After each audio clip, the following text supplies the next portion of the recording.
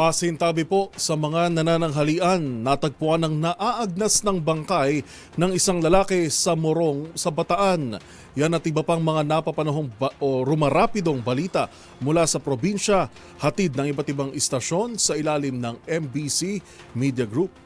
Isang naagnas na bangkay ng hindi nakikilalang lalaki ang natagpuan sa Sitio Napot, Barangay Nagbalayong, Morong, Bataan, 1:10 kahapon ng hapon. Ayon sa ulat, isang tawag mula sa punong barangay ng Barangay Nagbalayong, Morong ang natanggap ng Morong Municipal Police Station matapos magreklamo ang ilang motorista tungkol sa matinding masangsang na kanilang naamoy mula sa lugar. Sa isinagawang inspeksyon ng mga opisyal ng barangay, natagpuan ng bangkay na nakadapang nakaposisyon. Nakasuot ito ng itim na short, itim na t-shirt at pulang hoodie jacket. Agad namang rumesponde ang mga tauhan ng Morong Municipal Police Station sa lugar upang magsagawa ng investigasyon. Nakipag-ugnayan din ang mga otoridad sa Bataan Provincial Forensic Unit PFU para sa karagdagang technical na tulong sa pagsusuri ng labi. Sa kasalukuyan, patuloy ang investigasyon upang matukoy ang pagkakakilanlang ng biktima at ang sanhi ng kanyang pagkamatay. Sa mga nawawala ng mga kaanak sa description